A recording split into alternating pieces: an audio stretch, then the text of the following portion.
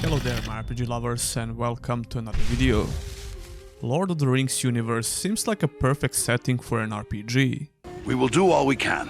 We could see games based on the novels ever since the early 80s, and they only picked up a pace in the modern 3D era from the early 2000s when the movies came out. The massive popularity of the movies was obviously a big turning point for the games as well.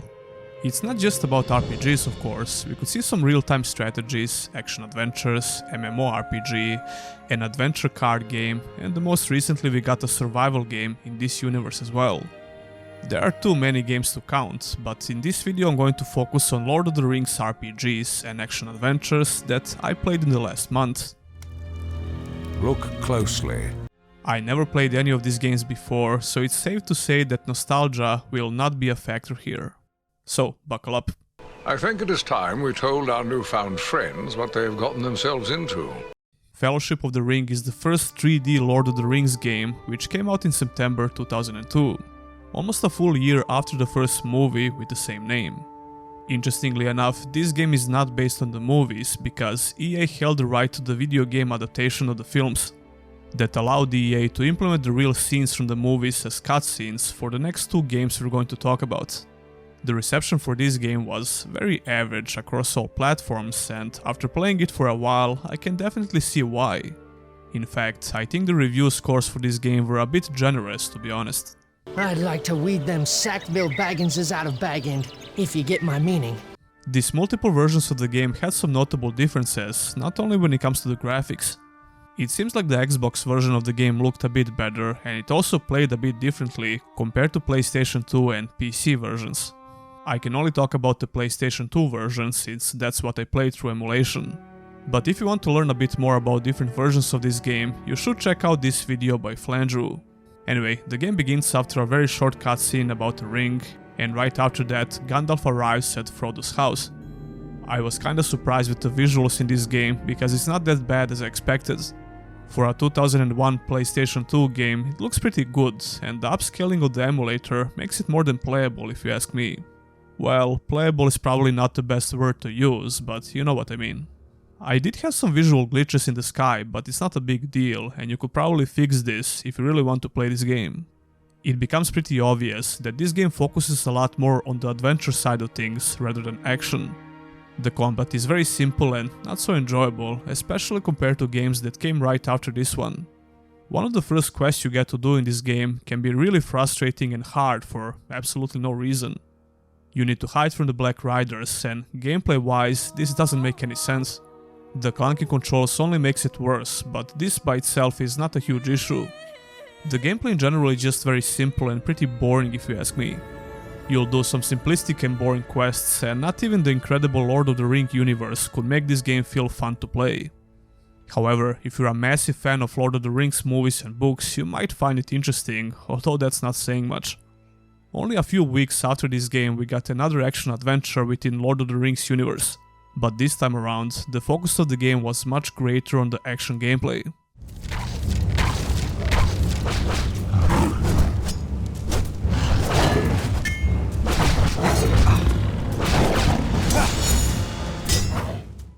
The Two Towers came out in October 2002, and it was developed by Stormfront Studios and published by EA. Like I mentioned before, EA had the rights for this IP, and they certainly didn't hesitate to use those rights as much as possible. The Two Towers will constantly remind you about the movie itself by playing the particular scenes, which follow the levels that you're currently playing. Unlike the Fellowship, this game is completely based on the movies, but more importantly, it immediately throws you in the middle of action. This is a pure action-adventure through and through, and there is almost no downtime in between the missions at all. Unless you want to watch some optional behind-the-scenes moments, which you can unlock as well. I heard people talk about this game a lot before, and I always wanted to try it out. I've been playing a ton of similar games that they covered on the channel during 2023. The problem is, most of those similar games were average at best. Not to mention that movie games are usually trash. Luckily, Two Towers is nothing like that. Booting up this game will instantly bring you back to that golden PlayStation 2 era of games. The Two Towers had an amazing presentation, not only because of the real scenes from the movies. They tried really hard to make the seamless transitions between the movie scenes and in-game cutscenes. Sometimes it works very well, and sometimes it doesn't, especially today because the difference is jarring, to say the least, but even so, I think it's pretty cool. I was really impressed with the amount of NPCs on the screen and the overall presentation. Speaking of which, the original cast of actors from the movies were hired to voice the characters in the game. Yet another detail that many Lord of the Rings fans would definitely appreciate. Our defense is overrun! The women and children are being trapped! Get them to the Great Hall! The game begins in the middle of the battle against Sauron. This is just a short tutorial which teaches you a couple of simple combat moves. The moves that you're going to use throughout the whole game, basically, because the combat is not extremely deep. Shortly after the tutorial, you get the first mission to play as Aragorn and protect Frodo from the Nazgul. If you're a true fan of this franchise, you know that this happened in the first movie, The Fellowship of the Ring. Two Towers game took the liberty to include some levels which are related to the first movie as well, because EA just wanted to flex on the poor with this IP. All jokes aside, The Two Towers has a pretty straightforward design. You have 3 playable characters that you can select before the mission begins: Aragorn, Gimli or Legolas. Their fighting styles are very similar and they all have melee and ranged abilities. I only played a little bit with Aragorn on some missions, but I basically beat the whole game with Legolas. The combat system is very simple, but very fun because of the way the levels are designed.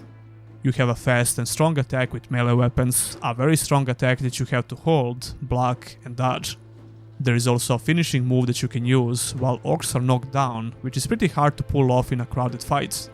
By watching the clips I recorded, it seems like I used this move a lot more in the sequel. All of those abilities are useful in the fight, and they will be mandatory against certain enemies. For example, orcs with the shields require you to use the strong attack to break the shield before you can do actual damage to them. Stronger enemies like trolls require you to use the dodge button to evade their hits, while the bosses usually have some gimmicky mechanics that you have to figure out. This action combat system shines in the huge fights with the orcs, where you have to use the block, the most effective combos and the perfect mode, as the game calls it. The perfect mode increases your damage a lot, basically. The challenge is also there because you can easily die if you get carried away.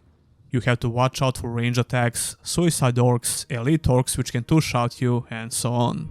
You can only heal by looting the health potions, which seem like random drops from orcs. One part of the challenge also comes from the non-existing checkpoints or the autosave feature. Let me remind you that this game came out a bit before those features, but luckily you have save states on the emulator, which I usually forget to use. That means that if you die, you have to repeat the whole level if you didn't use the save states. I didn't find this very frustrating because it's very enjoyable to play the game in general and replay levels. And maybe this time around you want to try out a different character.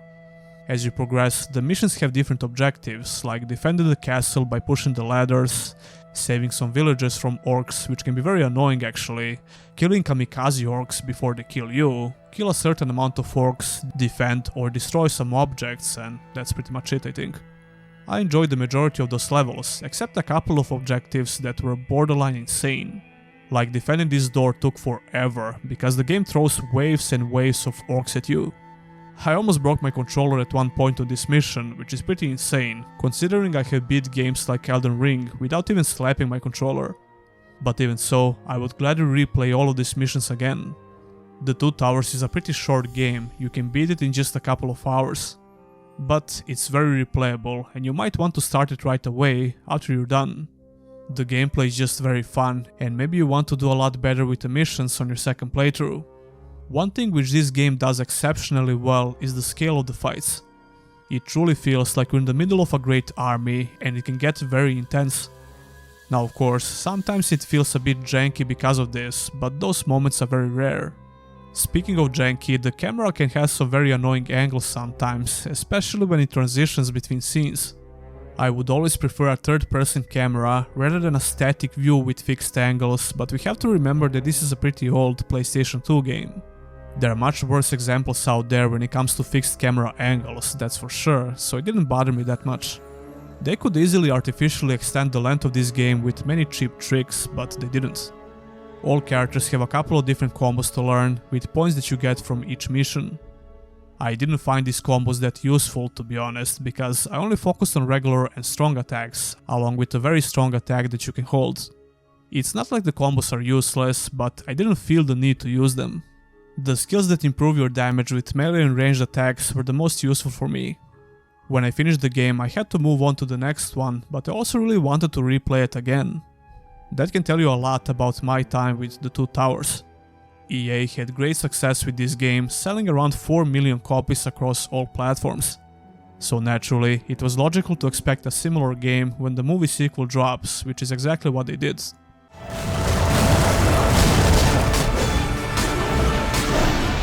Gandalf, welcome back!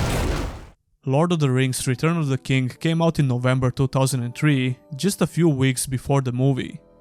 This game was not developed by the same studio like The Two Towers. Visceral Games, formerly known as EA Redwood Shores, was the studio that EA hired for the sequel. The Return of the King can be described in a very simple way. It's literally the same game like The Two Towers, with some notable improvements. The visuals and the presentation are substantially improved, especially considering that it's been only a year since the last game released. I had some nice things to say about the visuals of The Two Towers, even though it was obviously really dated by today's standards. However, The Return of the King looks great, and it's obvious that the game had a huge budget. Let me just remind you that I'm playing all of these games through emulation in 4K, so they look and play much better compared to the originals. But still man, I was really impressed with all the improvements related to the visuals. The animations are much smoother as well. The Two Towers had good animations for its day and age, but they looked really choppy in general. That becomes much more apparent after you boot up The Return of the King. This makes the action combat way smoother in general, which is always a welcome improvement. Other than that, this game basically had an identical design. When it comes to all the major features, it just pushes the story forward. Once again, we get to relive the story from the movies with a bunch of live action cutscenes, which transition to in-game cutscenes. They did a much better job with these transitions in the sequel, they look far less jarring. The jumping quality in presentation cannot be overstated as well. The majority of these scenes closely followed the happenings from the movie, and they didn't disappoint. I can only imagine how Lord of the Rings fans reacted to these scenes back in 2003, because even today I was really impressed. But there are some improvements on other fields as well. The amount of missions you get is somewhat greater, but more importantly, the structure of those missions is not the same. While The Two Towers had a single linear progression of levels, The Return of the King has a couple of different branching paths. Some of these levels only allow you to play as certain characters, because they closely follow the story from the movies. However, the sequel had a greater selection of playable characters, and some of them you have to unlock by playing certain missions. Playing with Gandalf is probably my favorite new thing in this game, because it does feel a bit different compared to other characters, and it's pretty cool. The progression system works the same, but we have even greater amount of different combos and skills to learn. Once again, I didn't find this progression that important in general, since I played the game with a few simple combos. Some new enemy types are introduced, but fighting them is not that different compared to anything else you fought before. That doesn't make the action combat any less enjoyable though. There are not a lot of boss fights per se in this game, but those you get to fight have better design mechanics compared to Two Towers. Still though, it's mostly about fighting a bunch of enemies at once. Speaking of which, I think this game felt a bit more like a traditional hack and slash. What I mean by that is that I can just hack and slash most enemies relentlessly without too much thought behind my inputs, until you get to face a different enemy type which requires you to play a bit more carefully. That makes me think that Two Towers had a better sense of challenge and it felt a bit harder. The level design is still extremely linear, but some levels in the game have a bit more open fields. There are new mission objectives as well. Some of them are pretty cool, while others are a bit annoying. Once again, there are a few missions that were really frustrating, but it's nothing major. Some objectives are a carbon copy of the previous game, but that's fine by me. You don't have to reinvent the wheel with each new game, as long as it's fun. And since I mentioned fun, I have to say that I had more fun with the previous game. Don't get me wrong, it's not like I don't find The Return of the King fun, far from it actually, I enjoyed the gameplay a lot. But I certainly had a bit more fun with The Two Towers, and I can't exactly put my finger on the exact reason. Less annoying objectives on certain levels is definitely one of the reasons. One huge feature that was added in the sequel was the co-op. I obviously played in single player mode, but if you ask a bunch of people who played this game before, they will have some very nostalgic co-op memories. Co-op can make a bad game fun and a great game even better. I can definitely see why a lot of people love the co-op in the game, even though I completed the game in the single player modes. Overall, I would heavily recommend both of these games if you can bother with the emulation on PC, or if you have the original hardware of course. There are amazing blast from the past games, no doubt about it.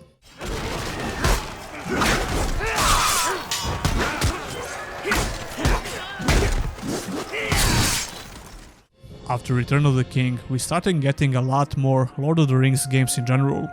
The Third Age came out in 2004 and it was a tactical RPG which took some serious inspiration from Final Fantasy games. The reception for this game was pretty good on Xbox and pretty average on other platforms. This game is not what I usually enjoy, so I just skipped it. Yeah, sue me. Fast forward to 2009, we got Lord of the Rings Conquest. A game that's mostly forgotten nowadays, so I didn't have high expectations before I started playing it. EA is back as publisher with a brand new game developer, Pandemic Studios. This game had a very mediocre reception across all platforms. I played the PC version, which works really well, even though it's abandonware. Nowadays you can't buy it on Steam or any other online game platform, and I also tried emulating it through PS3 emulator, but I had no luck. I could run this game on my PC on 4K without any issues, and even the UI elements scaled properly. It looks very decent on this resolution, and once again, EA had the rights to use all the official assets from the movies, which makes the game look authentic for the most part. I gotta say that Conquest surprised me a little bit because it wasn't that bad at all. On the other side, it wasn't that good as well, so I guess the review scores and the reception in general were spot on. Out of all games on this list, Conquest feels the most hack and slash-ish. First of all, I didn't expect much from the action combat, but it's pretty decent actually for what it's trying to be. Each level allows you to select a different class, and their playstyle is quite different. For example, rogues have a proper stealth, and you can backstab unaware enemies, but he's very fragile. This was pretty cool to experience, because in previous games all characters played very similar. Range classes have a couple of spells and melee hits as well, while the warrior also has some unique and cool abilities. In certain segments of these levels you can play with a hero character like Gimli for example, and they are noticeably stronger than regular classes. One thing becomes apparent from the very first level. This design philosophy where you get to defend or attack certain objectives and respawn on the map with a limited amount of units is much more fitted for a multiplayer mode.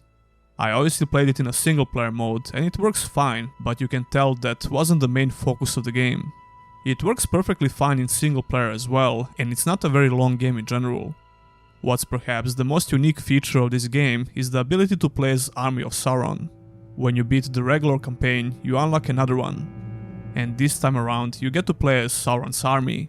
But the classes you get to choose play identically to the classes from the regular campaign. I assume that's going to be the case because orcs were using the same abilities when you fight them in the first campaign. The battles and the levels loosely follow the battles from all the movies. The action combat feels decent, although it gets really old really fast. I did enjoy some of the special abilities, which can mow down a lot of orcs at once, but regular hits and moves were just okay at best. The game can be pretty challenging as well when you get into huge fights, and you will die in this game. Some of those deaths are the result of the kill moves and the gravity on some levels, which was very funny actually. But as long as you have enough reinforcements, you can revive and continue doing the objective. This truly feels like you're playing a Battlefield or a Battlefront game. And that's not by accident, because the same studio developed Star Wars Battlefront 2. Anyway, there is not a lot to say about Conquest. It can be a fun game if you don't get bored of the repetitive hack and slash gameplay with little to no depth.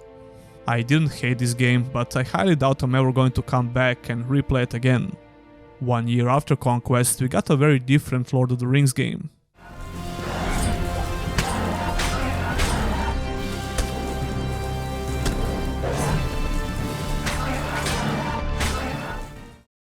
Aragorn's Quest came out in 2010 and it was published by Warner Bros. And developed by TT Fusion.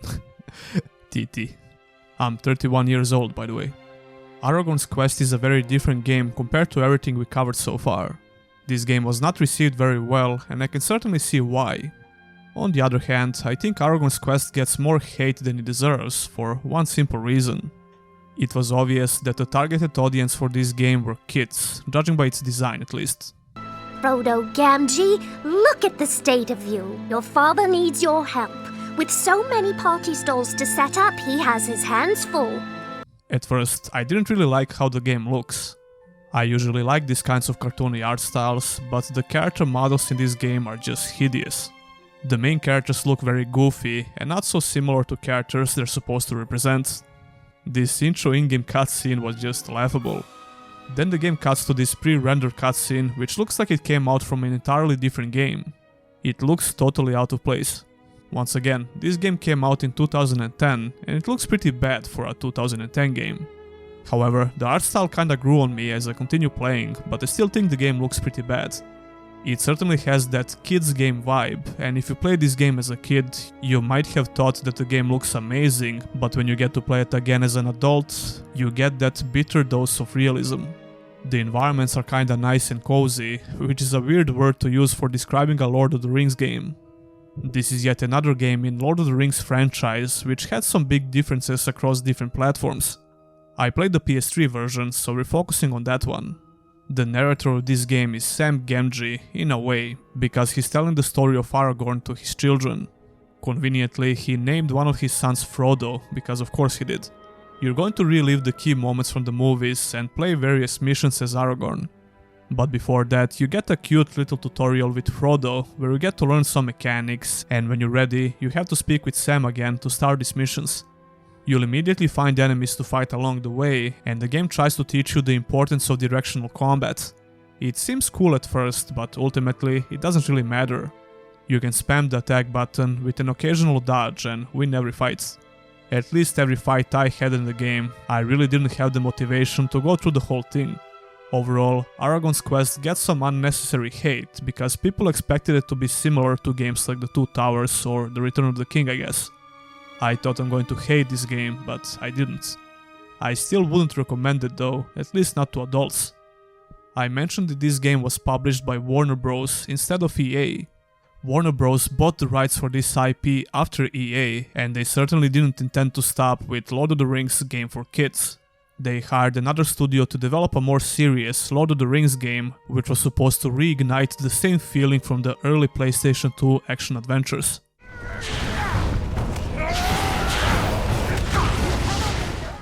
Lord of the Rings War in the North came out in late 2013 on PC, PlayStation 3 and Xbox 360. I had a ton of fun with this game from the beginning to the very end, even though it wasn't as good as The Two Towers and The Return of the King. The length of this game is what surprised me the most. It's not a short game by any means, especially for a linear hack and slash action RPG. And if you want to do everything, you could get around 30 hours from it or even more. War in the North is definitely very linear, up to the point where you only have one path to take in pretty much all levels. The majority of games with similar design can be beat in about 10 to 15 hours max. I covered a bunch of those games in my Hidden Gems of Trash series, and War in the North reminds me of Haunted Demon's Forge, at least in the way it plays. It was obvious they're trying to create a similar gameplay from early PlayStation 2 action adventures with a more modern twist, and some RPG features on top of it. Even though I really enjoyed my time with this game in general, it had some notable problems. Some of those problems might be the reason why it flew under the radar and why the reception was not so great. However, despite those issues, I think this game is kinda underrated. Once again, the story follows 3 different characters called Eradan, Andriel and Farin. All of them are playable characters and you can control only one of them during the fight if you're playing in the single player mode. If you played The Two Towers and Return of the King, this feels like a fan service, along with many other elements of the game. The cutscenes and the story will focus on the character you currently control, which is a very nice touch. You can switch between these characters after you finish a level, and the story and cutscenes will seamlessly adapt to your selected character. This means they had to record a lot of extra lines of dialogue for all 3 characters, and some of them you probably won't even get to hear if you don't replay the game. It's not a huge deal, but these kinds of details can tell you a lot about the studio behind the game. It's not just about the dialogue, the game has more attention to detail within the gameplay and visuals as well. War in the North begins when these 3 characters arrive in Bree, where they look for Aragorn. Besides Aragorn, you're going to meet pretty much all major story characters from the movies at one point, although they are not directly involved in this story, and there is a big reason for that. The timeline in this game is intertwined with the original story of Lord of the Rings movies. But this time around, the story follows these 3 new characters. The dialogue options you get, the cutscenes, and all the interactions with NPCs in general make the game feel more like an actual RPG. When it comes to visuals, the game still holds up very well if you ask me, especially in 4K with emulation. The only aspect of the visuals which kinda stands out in a more negative way is the distant terrain, which will definitely remind you that you're playing a PlayStation 3 game. Literally everything else looks pretty damn good, and the textures are very crisp in 4K. The presentation is very good, and the game has an impressive amount of different looking areas which feel unique. At least in the way they look, they kinda feel all the same from the gameplay perspective. This game is almost as linear as The Two Towers and Return of the King. The thing is, those games had a clear vision for the overall design. They were pure action adventures with little to no downtime in between levels. War in the North tries to lean more to the RPG side of things, so this aggressive linear design doesn't really feel that good. The length of the game kinda offsets this problem in a way, but still, I think War in the North would be received much better if it was not this linear. Putting that aside, the gameplay is a hit and miss, but like I said, I had a lot of fun in general, and I wanted to start a new game as soon as I rolled the credits. Speaking of which, let's talk about the gameplay. Just like in the old games, you get to choose a character before you start the mission, and you can't change it until the next level. When you make your choice between the bootleg versions of Gimli, Legolas and female Aragorn, you jump right into action. I wasn't joking when I said that this game tries to bring the same gameplay feeling, like The Two Towers and Return of the King. You get a couple of different melee attacks, and all 3 characters have at least one range attack. The hack and slash gameplay is pretty solid in this game, and what makes it better in a way compared to older games is how visceral it can feel. Finally, we have a proper dismemberment system in a Lord of the Rings game, and cutting orcs in pieces never gets old.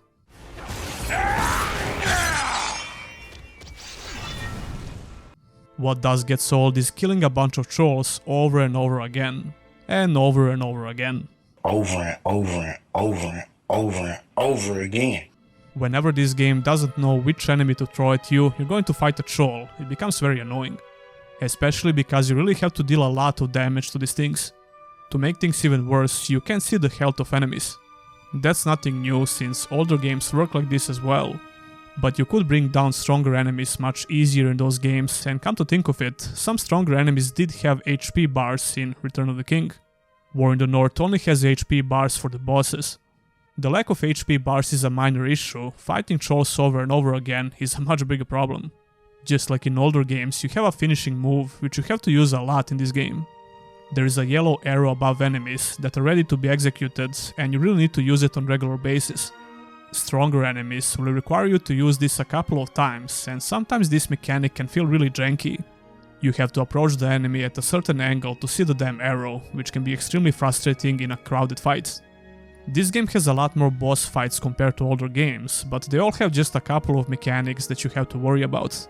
And some pretty bad hitboxes, but they're really easy to kill, so this doesn't really matter a lot. The last boss has more mechanics and a couple of different phases.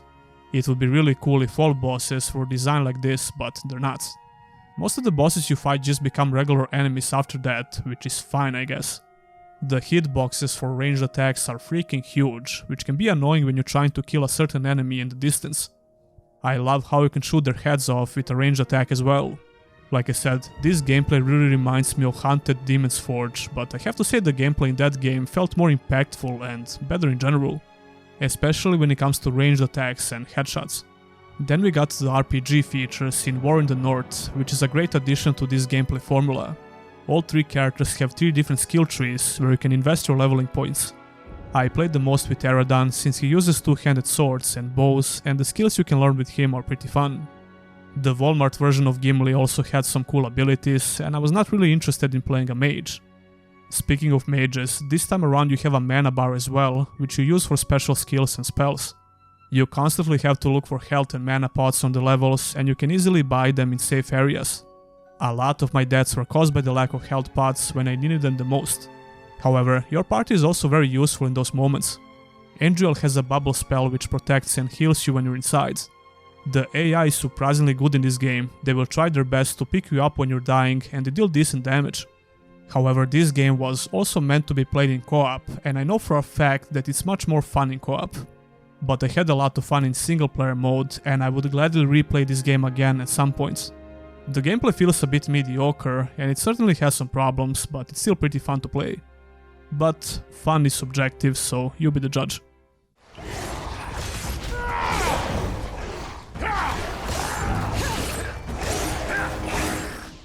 In 2012 and 2014, Warner Bros. Also published a couple of LEGO Lord of the Rings action adventures. The reception for the first LEGO game was pretty damn good, it seems like people really liked it. While the second LEGO game, which was called The Hobbit, got more mediocre reviews. I honestly didn't have any desire to try out these games, but they are definitely worth mentioning at least. Speaking of worth mentioning, in 2014 we got an amazing game within the Lord of the Rings universe. Middle-earth Shadow of Mordor is not exactly a great fit for this video, since I focused on Lord of the Rings games based on the movies, but it would be a crime not to mention this game as well as the sequel. I played Shadow of Mordor when it first came out, but I never finished the game. The combat is fun, but not to the extent of killing waves and waves of orcs over and over again. That's what I thought the first time I played the game. But when I reinstalled the game a couple of years ago, I changed my mind. Especially because of the unique Nemesis system. The Nemesis system is like a game within the game, basically. It all happens the first time you get killed. The orcs who killed you get promoted, and he remembers you the next time you meet. Then you get these unique dialogue interactions as well, which is really cool. You should have made sure I was dead, Ranger! The fights also get a bit harder as well. This concept was improved in the sequel, The Shadow of War. Warner Bros. Made a dick move and secured a pattern for the Nemesis system, because of course they did. However, that doesn't mean that other studios can't make something similar. Assassin's Creed Odyssey had a similar but way simpler version of the Nemesis system, they called it Mercenaries. So yeah, I believe that other studios can still make something similar, as long as it's not a carbon copy of the Nemesis system. The problem is, this kind of a gameplay system doesn't seem easy to pull off properly, and it will probably require the most development time. As for the Shadow of Mordor franchise, it's very unlikely that we're ever going to see a third game in this series, which is a shame because a lot of people love these two games.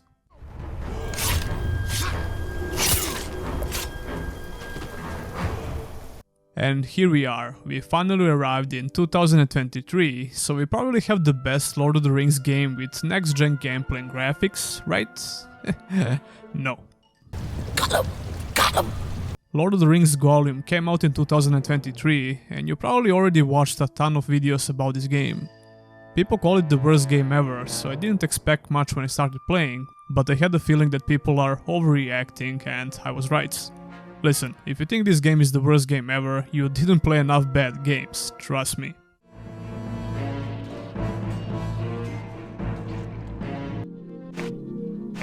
Does that mean the game is good? Fuck no, it's pretty bad. First of all, whoever had the idea to make the whole game focused on Gollum is a freaking idiot.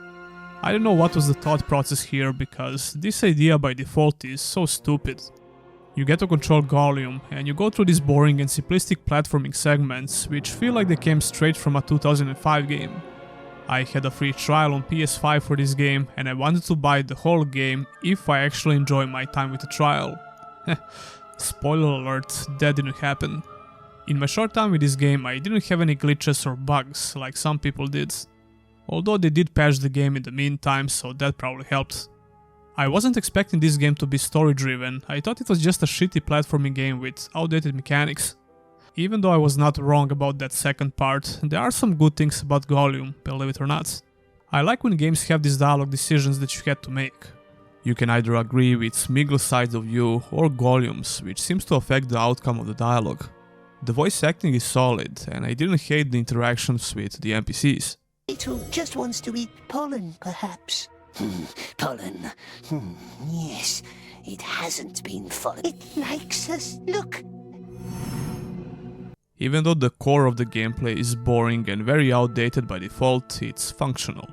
Like I said, I played way worse games than Gollum, and you're more than welcome to check out those videos. That being said, I would rather recommend literally any previous game we talked about over Gollum, just because the gameplay is so shallow and devoid of fun. If you want to play a similar but much better game, just get Styx Master of Shadows and possibly the sequel if you like the first game. And thank me later. You are dead. No, I'm dead. You'll be out getting laid soon. Wait, lean in closer to the screen. Maybe not. The last game that should be mentioned at least is Lord of the Rings Return to Moria. This is a survival game that came out in late 2023. At first, it seemed like this game was nothing special, but now you can see that a lot of people are enjoying the game. This game is not on Steam, unfortunately, because it's an Epic Game Store exclusive, lol, but you can also grab it on consoles. The survival gameplay looks pretty fun, although the combat looks very bad, to be honest. I might try out this game sometimes in the future when I'm bored. And that will conclude all the Lord of the Rings RPGs and action adventures based on the movies. This is the one ring to rule them all. My favorite game is hands down The Two Towers, Return of the King and War in the North. Embracer bought the rights for Lord of the Rings and Hobbit IP for $400 million in 2022. 2024 should be a good year for new Lord of the Rings games according to Embracer, but we'll see. Tell me which Lord of the Rings game was your favorite and did you even play any of these games? Leave a comment down below. Don't forget to check out my store for brand new t-shirt designs. I also made some brand new badges and emotes for YouTube members. That's only one benefit of becoming a channel member. And of course, watching the video, leaving a like and subscribing is still the most important method of supporting my channel. Many thanks to all of my current members and Patreons, and I'll see ya in the next one.